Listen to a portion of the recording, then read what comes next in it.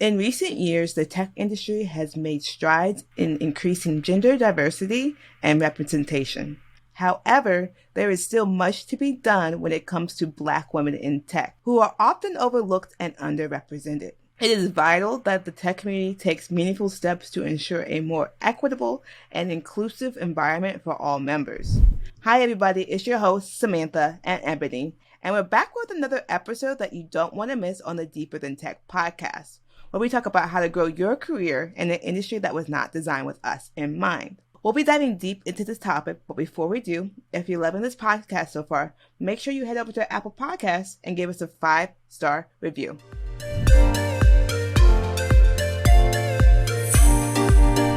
Hi, Ebony. What does it mean to be a Black woman in tech? To me, being a Black woman in tech is being someone who has to work twice as hard in the tech community, but regardless, excels and works hard. Personally, I think one of the hardest people working in the tech community are Black women because not only smart, but very diligent. And honestly, because we have to work twice as hard, we're always putting out probably the best work to our own hand. I'm going to snap a couple times on that because you said exactly right. Yes, we do have to work hard. I was always taught that you have to work 3 times as hard. I know you say 2, but I say 3 times as hard just to still be behind, so that we always over here killing it, but it takes a while for other people to see it. So I love what you said. What are the most rewarding aspects of being a Black woman in tech? I'd say for me personally, as someone who puts herself out there as a Black woman in tech, inspiring other Black women and young Black women and Black girls to enter into tech as well, because obviously the forefront of tech is very white. It's very white male dominated industry.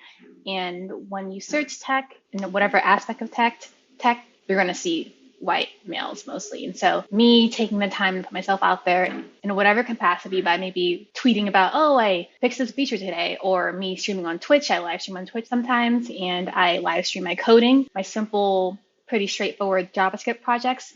The fact that I take my time to put myself out there like that, it's nice to always have people come by like, oh, wow, I wouldn't have thought about breaking the tech myself if I didn't see someone that looked like me. And so I appreciate you for that. So just inspiring other women, Black women, is rewarding for sure. If my heart could get any bigger when you said that, it's like glowing right now because I love that you said.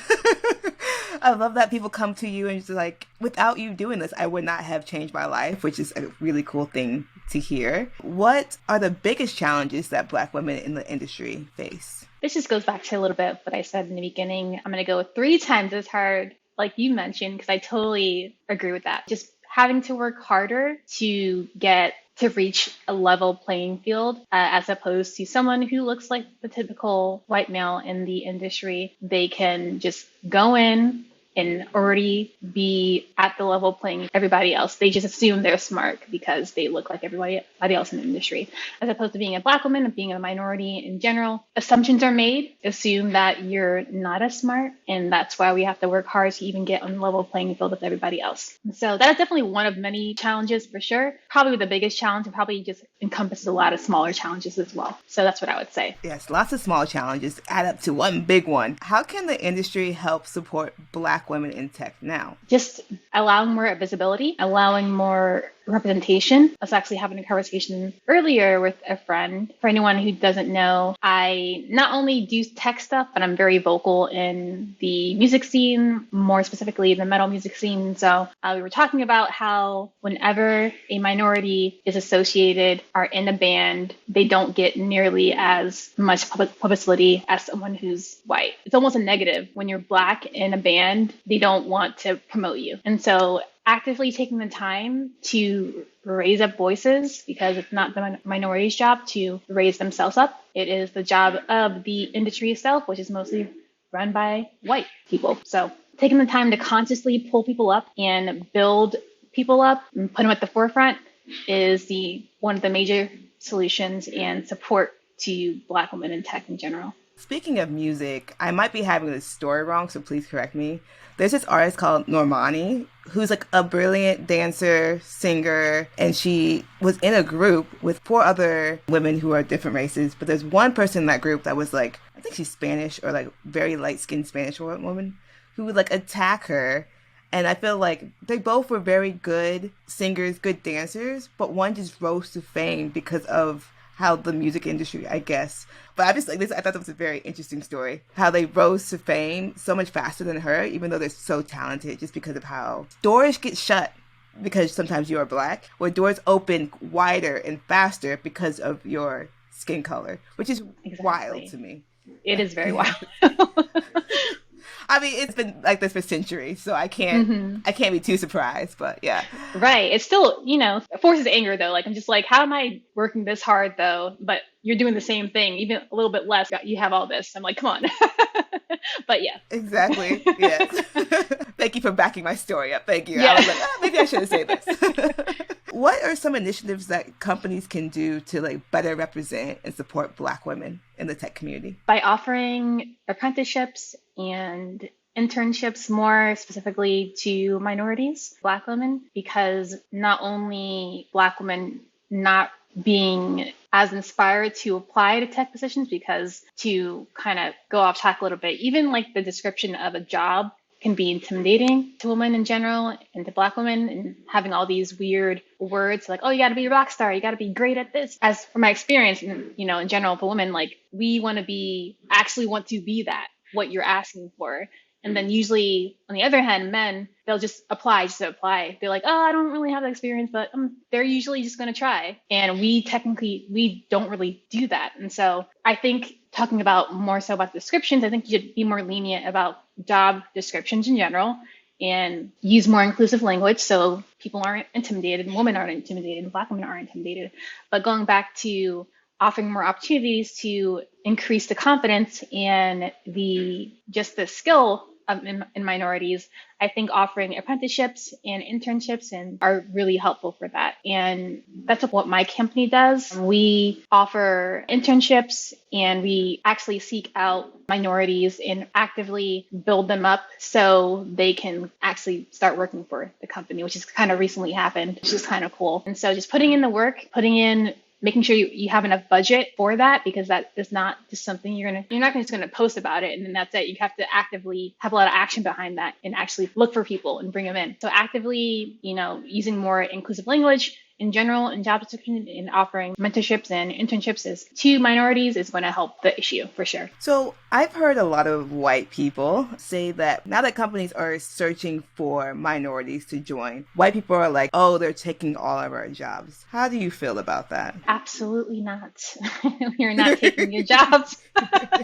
It's a bit more complex. It's not as straightforward as that. If a white person thinks that, then clearly they aren't aware of the systematic issues that comes with the baseline of job searching and being qualified and all of the microaggressions that come along with that. The fact that companies are actively looking for minorities and Black women and trying to recruit more is because they're trying to undo systematic racism and all the stuff that is that's like taught, like, because it's foundational. And I think it's more so about giving opportunity. It's not about just like, shouldn't be about, this company's hiring because they're not really qualified, but they're Black. That's not what they're doing. And that's not what they should be doing. They're making sure that the playing field is level by actively encouraging diversity so they can actually have an accurate pool of candidates to pull from and making sure they're considering the skills equally. So that's what I would say to them. Yes, exactly. And companies aren't giving us a different form of interview. We all get the same interview because you're Black, white, or other. We all get the same. Sometimes Black people do get a little bit more gatekeeping. We get a little bit tougher problems, but that's a whole nother conversation for another episode.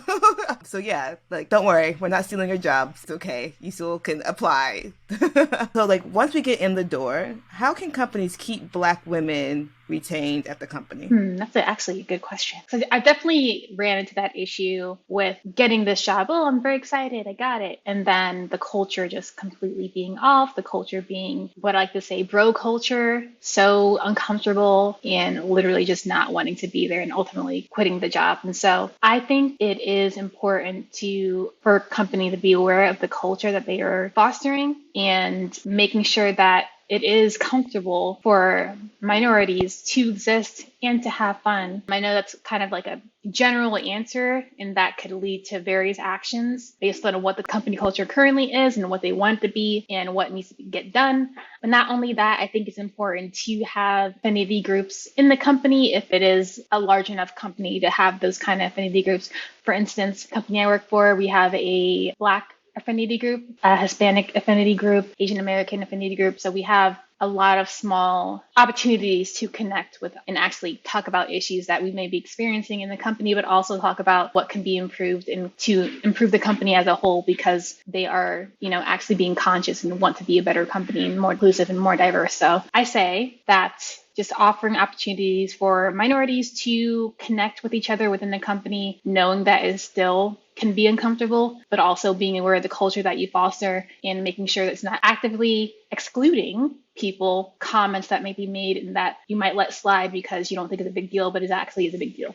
So that's what I would say. Yes. I personally would probably have left my job 4 years ago if I didn't have that community of Black women at my job, because that's been so helpful to just be able to have like an outlet. So I think, companies just don't hire us, but try not to hire us one at a time. Hire like maybe a group so that we can like not have that bro culture and not have to constantly fight to change the culture, right? We're actively doing it together, which is like a less stressful situation. How can the tech community elevate the visibility of Black female tech professionals through public speaking, mentorship, and networking opportunities? Well, I will say, and I didn't mention this earlier, but I am a WordPress developer. I mostly do a lot of development on WordPress platform, and thus meaning that I am a part of the WordPress open source community, and I interact a lot via there. And so I say that because they actually have a really great initiative. They have a dedicated group for diverse speakers in tech, where anyone who might be interested in public speaking or mentoring or networking and not know how to do that, because that is often can be the source. You don't know how, and also it's intimidating because you don't see anyone that looks like you. And so they have this group. They literally help build you up and help offer those skills and actually post opportunities and encourage you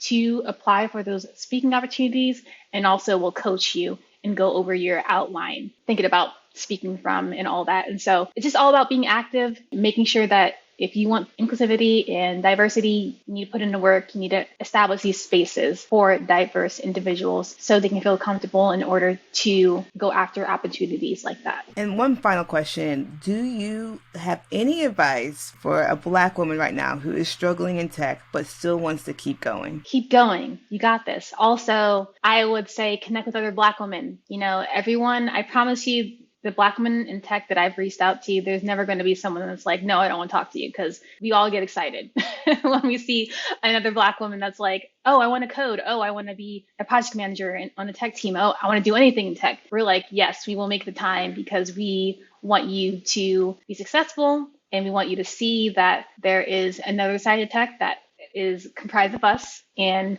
we want more of us here. And so I would say just keep going and reach out to anyone that you see that looks like you, that is inspiring, because I guarantee that they will probably want to talk to you, and they'll probably say some really encouraging words to you. So yeah, keep going. I started off this episode with snaps. I'm going to have to end with snaps because that was great advice. Thank you so much for listening today. Thank you, Ebonie, for joining us. Until next time, bye. Thank you.